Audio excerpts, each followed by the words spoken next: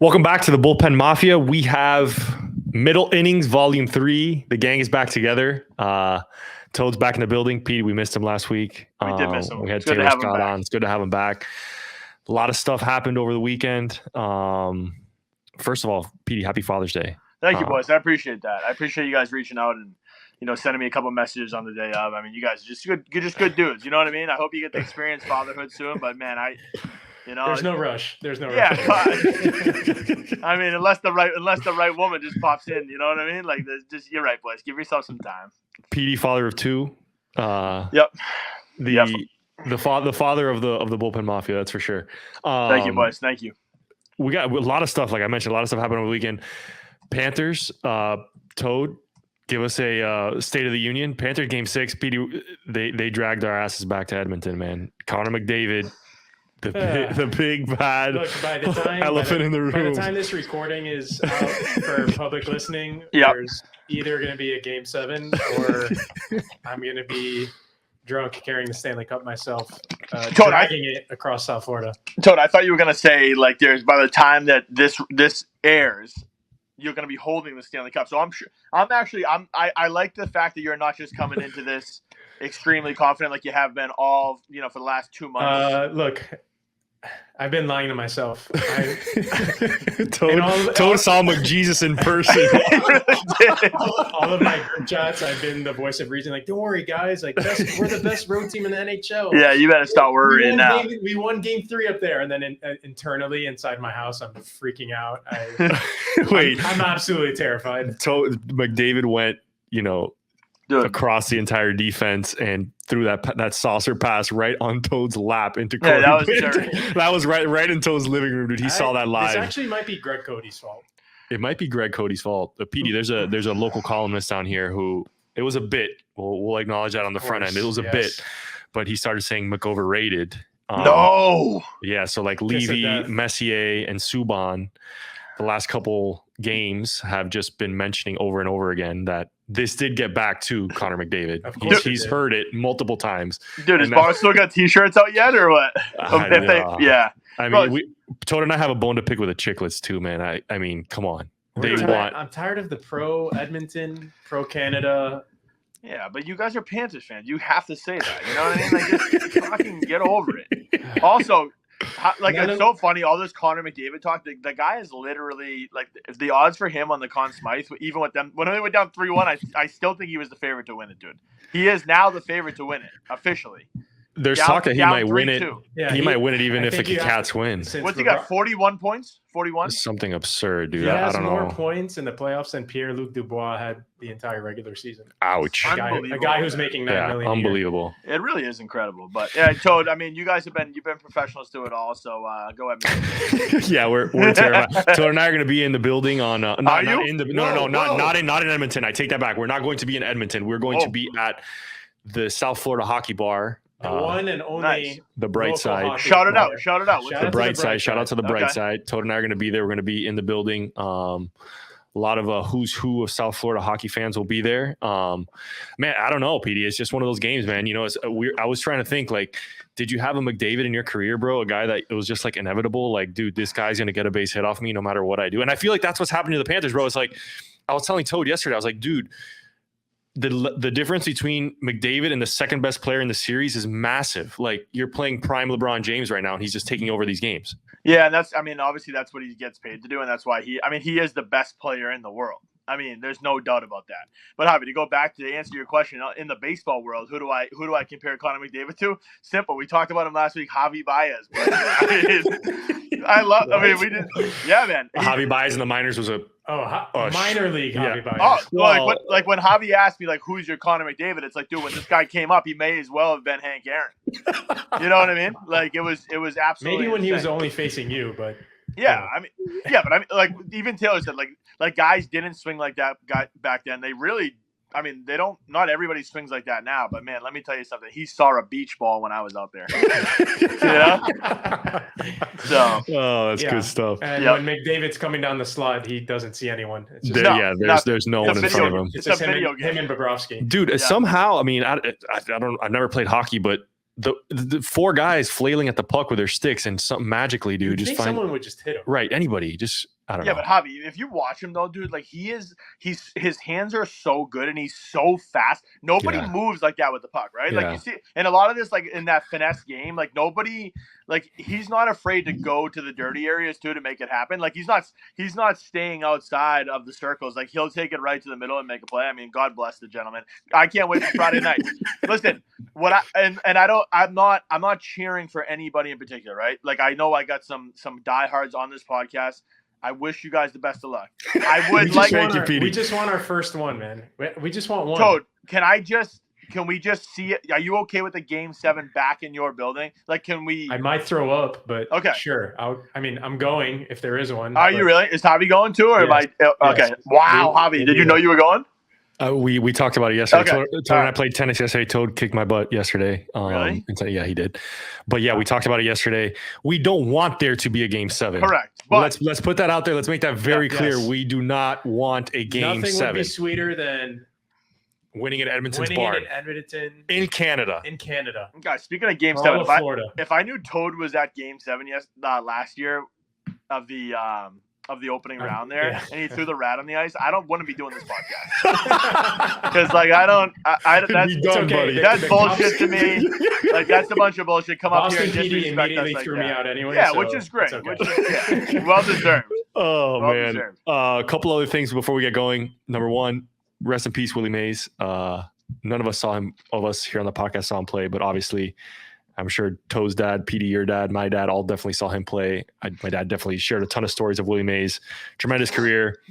One of those baseball players we probably wish we could have seen play live. Well, anytime someone makes an over-the-shoulder basket catch, regardless of the sport, it's on there. Willie Mays. It's like a Moss. Yeah. It's a Willie Mays. Yeah. So RIP Willie Mays. Next thing, Petey, I want to get your thoughts, and we just got a couple seconds on it, but how many Rory McIlroys have you missed in your career, buddy? How many 3-foot putts are you going to stare down and look at? I'm going to be like, you're putting that out. You want that every last inch. You want to know the real answer to this question? 0, because I pick it up so I don't miss it. Boys, the friend zone. Boys, the friend zone. Like when I'm playing, like I'm like I gotta give guys some 5-footers sometimes because I don't want to stand over. Yeah, dude, I say it all the time. Good. You know? Let's get out of here, man. Yeah, let's move along. Get the hell out of here, man. Like those, especially on those greens, dude. Those greens were rolling at like a 14 or whatever. Like it was just insane. The whole friggin' week was insane. Like I'm gonna give you. I know you want to be quick on this. I'm just gonna give you my thought and opinion on this. All right, Rory McIlroy is a guy that is obviously he's won a couple majors. What is he? 1 away from the Grand Slam? I think it's 1. Right? I don't know if this was the elusive one, but I think he's 1 away. He's got 4. Won plenty of tournaments, man. He is he may be the face of golf. Dude, you can't act like that at the end. You can't act like that. You can't peel out of the parking lot. Like you can't drop. He was like LaMelo Ball, man. Just reaching out of the parking lot. You can't drop out of the tournament that you committed to the week after that and say like, oh, I'll be back for the Scottish and I'm gonna win the Open. It's like, dude. You just you missed a couple putts, like Javi. You just said I mean, yes, he's probably pissed off about it. I would be too, but man, you're a professional. You're the face of the game. I don't think you can act like that, man. It kind of pissed me off.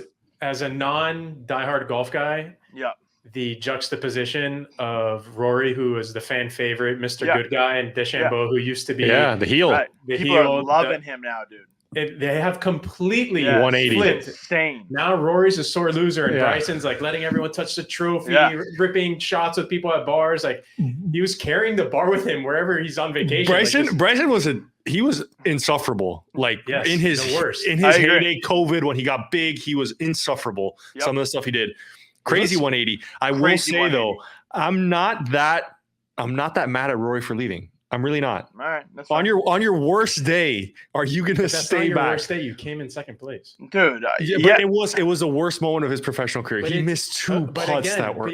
But again, you do that, you're going to be compared to the guy who just lost to, and it doesn't help that DeChambeau just came in second place, and when he lost to Shoffley, he was dapping him up. Right? Yeah, I know. That was a great video. I know.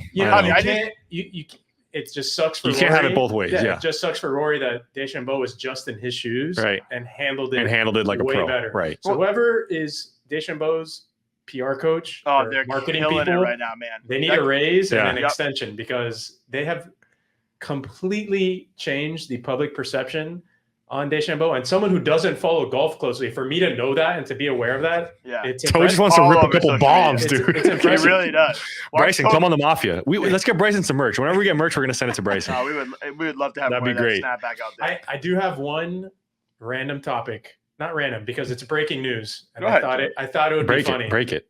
Break it right JJ now. Redick is the next head coach of the LA Lakers, and he's going from podcasting to head coaching. So what are you saying? I wanted to open up the debate. Which of the three of us would be the best manager or head coach, transitioning straight from the Mafia to a dugout or you imagine? I gotta take this call, Petey. We're getting a call from the Padres. Petey's gonna take over. No chance. I actually it may be good. Like, imagine me going from T-ball this year right to the Padres. And like, hey boys, I had to deal with some shit where I was last, but like you guys seem to have your shit together here. I'd love to ask Joe Hero which of you two he think would be a better manager. It's definitely Javi, dude. Javi, Skip would say you, Petey. Petey, you're as a pitching coach, dude. You have ultimate, like, you're like a chameleon, dude, because I think you see, I'm a Latin guy, so I could already blend with the Latin players. Like I could toe both sides with the Latin and the English speakers. Right. But dude, you had a way of finding your way over to the Latin guys and becoming friends, which is not easy because you don't speak the language, and you understood them. They understood you. Instant bonds. I will say, look, I knew 3 sentences. Yeah, and I said them when it came on today. I was, dude, because I said them right. I said them with the accent. I had everything going. That's all it takes. And the accent is half the battle. And you gave us all those tips on how to handle umpires. Yeah. You know what's funny is like people around here, like obviously like from coaching and different things, or like having young kids in sports. It's always like, hey man, like why aren't you out there? Like, you played, then you did this and that. I want to be like, buddy. Yeah, I fucking played. And guess what? I sat down in the bullpen for 7 innings. I didn't watch 1 second. I didn't watch 1 second or learn one thing about what was going on. All I was concerned about was if that phone rang, I wanted to know who was coming up and how we were gonna approach it. That's it. Like I love the game. Don't get me wrong. I absolutely love the game. But like as a manager, man, you need to be locked in and be like sounds like you know what you're doing. No, I don't. I don't give it, and I don't know if I care enough about like knowing like the ins and outs of like being a position player. If the phone rings, man, give me the ball and let's. That's why it's manager, not head coach in baseball. I will say though, I think the manager position in baseball has changed in a way where it's like less about like tactics and like it's managing relationships, right? Really. People. Wow. All right, Petey, how. We played 140 games, add another 20, and add high stakes. Like what these guys are going through at the professional level, right? I mean, we don't know. Obviously, Pete and I don't know. We were never in a big league locker room, but I'm just saying, like in terms of the pressure and managing expectations. I mean, we had Taylor Scott on the other night. Great interview. Check it out when you get a chance. Also, follow us on all socials: Bullpen Mafia on Spotify, YouTube, Instagram. We had Scott, who bounced around a ton of organizations. I think we're definitely going to have Scott back on, but I'd love to know from his perspective, like bouncing around, having so many different managers, having so many different points of reference, like you start understanding like, hey, everyone's got a different style, but this is my career. So like these players, one thing you're going to see like throughout the course of people we interview, it's tough to get up there and then it's just so hard to stay. Right. So I think as a manager, that's the most important thing is like, hey, keeping your locker room intact. Don't let it fracture, especially when a big pressure season. I don't know, man. I think the JJ Redick experiment, I don't know what to make of it, truthfully, because I think it's a desperate Lakers team that they want to keep LeBron so badly that appease, right? Getting his whatever he wants, right?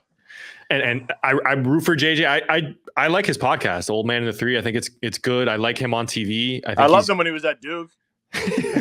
All I know is that when Skip Schumacher leaves the Marlins, I'm not going to feel bad about applying anymore. Yeah, Toad, send it in, dude. I'm going to ship it. Toad, let's get. Can you imagine, dude? Toad from executive producer of the Bullpen Mafia. He goes into his first day. It would be unbelievable. Asking Sandy Alcantara after the fifth inning, hey, Sandy, that's enough, dude. Give me the ball. Sandy, have you seen this video on Instagram? It has 20,000 views, bro. So good. Oh man, moving on. We got 2 topics today. Number one, I think we're just going to touch on it lightly because we're going to get into this in a little bit here with Adrian Hauser. But Grimace, man, the Grimace win streak lives. It actually died last night. So 7 in a row. For context, Grimace, the McDonald's character, threw out the first pitch at a Mets game. I think if you don't know what Grimace looks like, he's the Western Kentucky Blob. Dude, you want to? He's like Barney deconstructed. Bro, do you want to know why I know what Grimace looks like? And this is the God's honest truth. I had no clue who Grimace was until probably 3 months ago. McDonald's is running out these Grimace shakes. Did you guys see that shit? You had one, Petey, or no? Bro, my son was asking me every friggin' time in the drive-thru, hey, who's Grimace? I'm like, I got no fucking clue, dude. Why do you keep asking me about Grimace? And then we look, and I had to Google it. I had to Google Grimace shake, and then like it showed me who Grimace was. I don't know. I just had no idea who it was. I never tried the shake. I would never. I don't even know what it was. Like a blackberry thing or whatever. I thought it was green. I have no idea. I thought it was green. Purple. He's purple. He's the Western Kentucky blob. Purple. Hold on, wait. We also got a new addition. We got an intern now, Marco. Marco, what's the Grimace shake? Is it green, purple? It's purple. Javi. He's gonna show us his computer. It's purple. It's purple. Yeah, but dude, for some reason I thought it was green. No, that's you're confusing that with the Shamrock Shake. Bro. Yeah, Shamrock Shake. There we go. Yeah. Anyways, Mets won 7 in a row. They're back. They're back in the wild card picture after this. Toad and I were spitballing on some, like, I don't know. Are they historic or like well-known superstitions that have sparked rallies in baseball or keep the win streak alive kind of stuff? Yeah, that whatever it takes to get you to believe that you can pull it off. Right. What are some of the most notable ones? I think baseball-wise, the one that comes straight to my mind was the Anaheim Monkey, because that made absolutely no sense to me. Made no sense. The Rally Monkey. The Rally Monkey. Yeah. Then the Cardinals, the Rally Squirrel, just because a squirrel touched the field, and I think they ended up coming back to win the game. Yeah. And our favorite, the Florida Panthers, Rats on the Ice. Shout out to the Rats, Petey. We got a rat here live in person. Bro, actually, I thought this is a fucking baseball podcast. I actually got a request. People want more puck talk, so they do. Yeah, because you guys are Miami based. I get it. Okay, just go ahead. If you guys want to do it, just let me know. I'll go on mute. But regardless of these streak causers, I'm not sure what to call them. I was wondering if you or Javi had any weird superstitions pregame, things that you absolutely had to do that you convinced yourself that would help you in a start, and if you didn't do them, you're totally screwed. Yeah, I mean, Javi, do you want to start or do you want me to go? You go, PD. I feel like you have some interesting ones, dude. I mean, dude, it's just like I feel like every single day was the same. Javi, you could probably say the same, right? Every day was a Monday, dude. Yeah. Yeah. So like, and maybe on your start days you were a little bit different, but I mean, just from like the way that I got dressed, right? Like every single thing that I did was start on with the left arm, like, or the left sleeve, the left sock, the left leg. Like, and it would all be obviously the same order when you're getting dressed. I mean, Toad, everything's down to a T before the game too, right? Like you're always taking BP at the same time. You're always eating at the same time. You're always usually going out to the field at the same time. So like that is down to the number every single time, and like everything's leading up to that. When you start getting dressed, when you take the field, when you go out there. In terms of like in the game sort of stuff, or like what happens during the game, it was funny. I was telling somebody about this the other day. Like I used to have the same exact ritual every single day. Thank God we're not playing anymore. Javi, remember the pain-offs? Yeah. What? Sorry, explain that. What is it like generic brand? Is it Tylenol, PD, or Advil? I don't know what it was, but it was called Pain Off, dude. They came in a packet of 2. Dude, you would just be like, so I would take a packet in the third inning every single game, dude. I'd take a packet of Pain Offs. That was the third. I'd throw a dip in right after that. I'd relax from like the third to the fifth. The fifth inning, boom, I'm coming in, cup of coffee. Like, let's get something rolling here. Okay? Right? Walk around the clubhouse a little bit, head back out, and like wait for that like 6th, 7th, 8th inning to sometimes get the call. Now, obviously days are different, but when it comes to going in the game, I'm always jumping over the line. Were you a sprinter or a jogger? No, I was more of a jogger. I had a pretty good jog. So I worked. He had a good pace. PD always, yeah. No, PD, you swagged it out. It wasn't like you were. Yeah. I mean, it was no like. Javi, I worked on that jog, dude. You go on the treadmill in the off season at 4.5, 5, and then work just work on that jog in from the bullpen, like with a good pace and a good little, just know what you were doing. You were missing a couple buttons too. You had 1 and 2 were always down. Man, no wonder 1 and 2 were no down. The Latin guys liked you, bro. 1 and 2 were down. 1 and 2 were down. When I got to AA, dude, too, I used to cut the shirts into the deep DV. God, dude. I learned from some of the best, too. Nick Ramirez, dude, like that dude had one of the deepest Vs. Javi may have rocked the deep V, but he was more clean cut. But from the Latino players to the Nick Ramirez of the world, bro, like I had my swag going in Biloxi, dude, for sure. Man. How about you, Javi? I was very superstitious. I was a starter, so I felt like my day was more routine and ritualistic. Went back to college, man. I used to do the same thing. I used to, take a nap at the same point of the day every day, wake up at the same time. This was for the night game. You adjust if you're pitching in day games and stuff like that. But had the same meal, pollo tropical. And the funny thing was, this is the part that got crazy. Pollo tropical, I had that all throughout college, my 4 years before starts. I went to Brevard County. There was a pollo tropical there, dude. There was, dude. Dude, so I got like Brandon Woodruff. Ask Brandon Woodruff about pollo tropical, dude. He's like, that's the best chicken I ever. Like, dude, he loves that place. So, dude, I had that like for literally 5 straight years. Now it's a little bit harder for me to eat pollo tropical because like if I see it, I'm like, oh, dude, like I've had way too much of that. Javi, that rolls so good off the tongue. Pollo tropical. Hey, pollo tropical. You want to be a sponsor? We'd love it. We'll eat chicken here every day, dude. Pollo tropical. Sí o no? Actually, Actually, Javi's not tired of pollo tropical. No, I love it. Yeah. And then, like my pre-start routine, I was pretty like formulaic, a certain amount of throws, but once I got into the game, I was like, man, I started doing this in pro ball and it became a really bad habit, but I loved chewing gum when I pitched. Mm-hmm. And dude, I remember Jonah, Petey. Jonah was our strength coach in Brevard.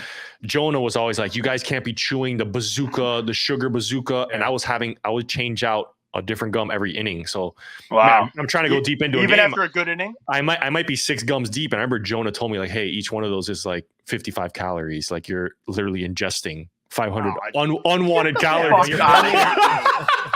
So, dude, out of here. I didn't know that. I got a little heavy. I got a little heavy at the end of my Brevard years. My God, he put me on the sugar freeze, dude. That is ridiculous. I never heard that either. Because of you know what happened? This is a crazy superstition story. One of my start days, Pete, you remember this? We got a drug test. Okay.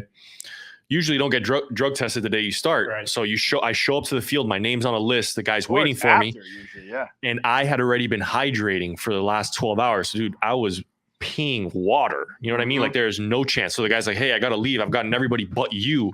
I'm like, I'm starting today, man. And he's like, well, let's try. And I'm like, we can try, but I know what's going to happen. It's going to be clear and you're going to have to wait. Dude, I pee clear. So this guy's got now I'm starting. I had to go out to the field. Xavi's asking me what's going on. I was like, dude, I have a drug. He's like, dude, drug test, forget the drug test. Let's go out to the field. You got a pitch. So dude, I go out there and this guy, okay, dude, it's summer in Brevard County, so it's 90 degrees and humidity. I'm coming in to sit inside the locker room in between innings. This guy's sitting on the couch. He goes, hey, you want to try? You want to try? You want to try? You want to try? I'm like, hey, dude, I'm not going to like you're now you're waiting till the end of the game. He tells me, okay, so I come out of the game. I pitch probably 5 or 6 innings.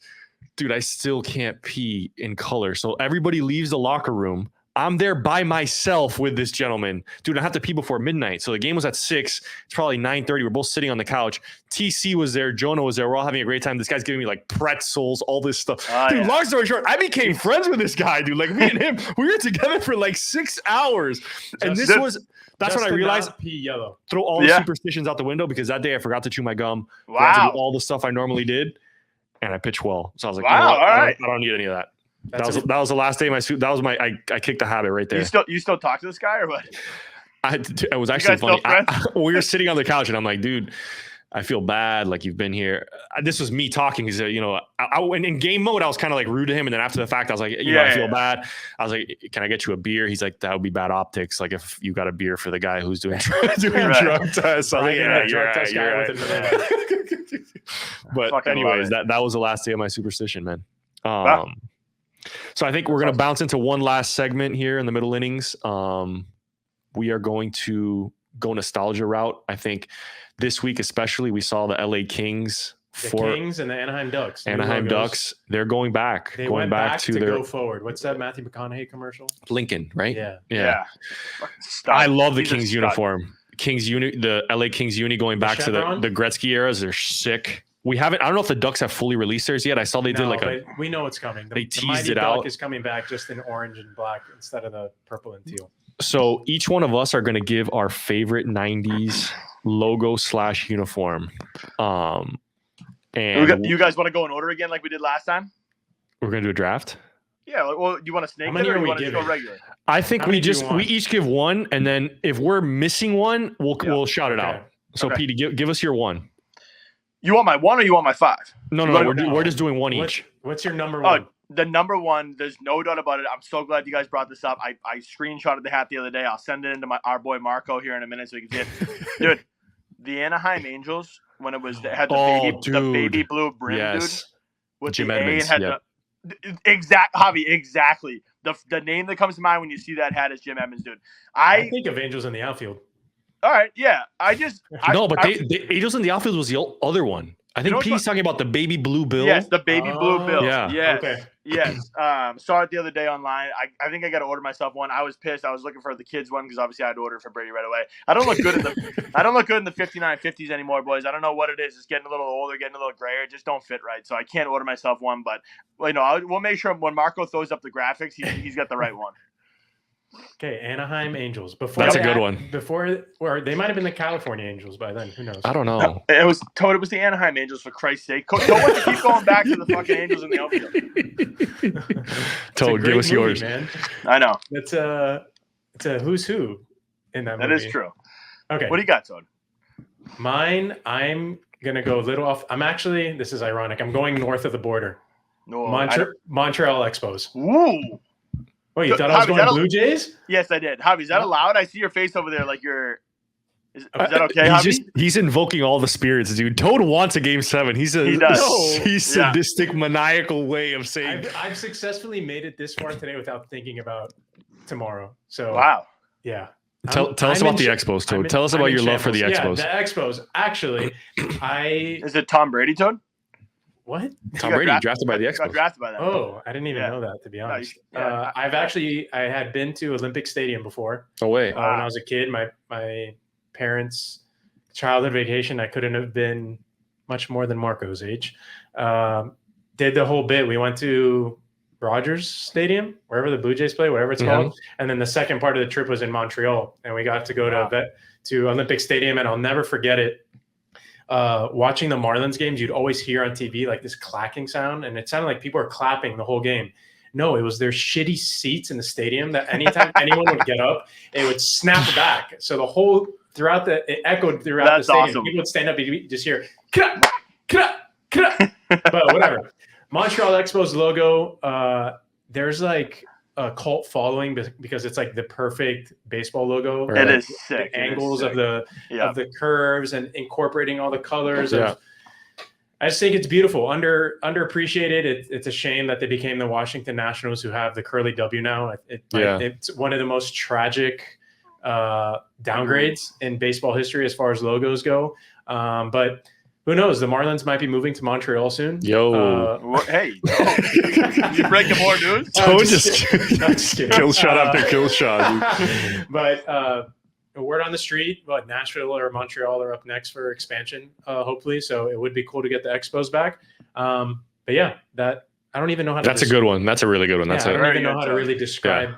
I don't know what it is. Yeah, I don't know. It's just pretty to look at. Yeah, it is. It's perfect. Yeah, Javi.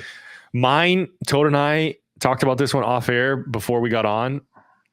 The late 90s Houston Astros, the gold, blue. I'm just thinking like Randy Johnson, Jeff Bagwell, Craig Biggio. With the star hat, Javi? The star hat. Yeah. Sick hat. Okay. The shooting star. The shooting star. Yeah, dude. I actually thought this was an opportunity for you to keep pandering to the people of Tampa Bay. That was going to be my honorable mention. That was the one I was going to say. It hurts me to say the Astros, but the Devil Ray was it was clean, awesome. dude. I need a snapback with the skateboarding Devil Ray that they. We are a pro Tampa Bay Devil Ray podcast. No, we're a pro City Connect podcast. Marco's going to cook up some graphics for us, get those unis so people can be nostalgic with us. The last thing we're going to cover today, I thought this was a cool story, man. And Petey, you being a father, this might hit close to home, but last night, Rangers Wednesday night, excuse me, June 19th, because we don't know when this is going to be released, but June 19th, Ranger Suarez, the ace for the Philadelphia Phillies, having a fantastic year, ERA under 2, probably going to be the starter for the All-Star game in the National League. His family watched him pitch for the first time. His wife and his kids, they've been stuck in Venezuela, having visa issues, had not been able to find their way to the States, had not lived with him for several years. He's been over here by himself. Fantastic story. It was really cool to watch him. He got obviously choked up and emotional when he pitched. Regardless of the outcome, was the last thing on his mind. But his family, right after Father's Day, got to come and watch him pitch in the U.S., which is really, really cool to see. Yeah, I love it. It's great stuff, Javi. Like you said, I mean, it's just you wanted to take this one? You guys, no, you boys taking a minute up there. I was getting emotional for Ranger Suarez. I don't know. Dude, I thought Javi would needed a moment. That's why I kind of. I needed the moment, dude. I felt like a pause there. I'm like, shit. Like let him have his time. Yeah, I don't know if he wanted us to wait for him to start crying or no. It was just cool. It was cool to see. Cool to see. Definitely something that I'm sure he waited for a very long time. I mean, he talked about how excited he was to obviously see them before the game, but after, man, imagine what that must have been like. Like, just to hang out with your kids. I'm sure he probably had them on the field and stuff like that too. It's just good stuff, Javi. Thanks for sharing that. Petey gets to do that every Boston Red Sox game, so he can't relate. He's having a hard time connecting with Ranger Suarez because he gets to be on the Petey is Fenway Park. Boys, I'm having a tough time now with Coop out of town. I mean, I gotta watch some of this debauchery they got over here at first base. I don't think my boy Coop got a fair shake over there either. No, so I'm not. I find it hard to believe or understand why they're rolling with Dominic Smith over. I got to talk to my boy Cora, man. I got to get Cora on the horn here. Bobby Daubach's up for his 7th tour of duty. I mean, I don't know what is going on over there, boys, but next Middle Innings is going to be the depressed Sox fan. Yeah. Hey, you didn't even take your chance. I'm going to do it for you. You didn't take your chance to tell me you guys took 2 or 3 from the Yanks, dude. Bro. We went on. So I went on Friday night. I had my host. Hey, for the podcast right here, I have a host family from Wisconsin that I stayed with the first year. My first full season of pro ball came up. Host dad and 2 brothers. So they flew into New York. They were coming up as a Father's Day gift to the dad to go to the Mets game on Saturday. But then they were like, "Hey, we're flying in early enough on Friday. Like, should we call PD and head up to Boston?" Like, oh my God, the Yankees are in town. So they come up. We had a great night with them, guys. I said this before on the podcast. I think I'm talking about Alex Verdugo. So, like, Verdugo is one of those dudes that, like, when we used to go in early for BP was the best, man. He would come up to the kids. He'd sign autographs. He'd ask a shitload of questions. He was awesome.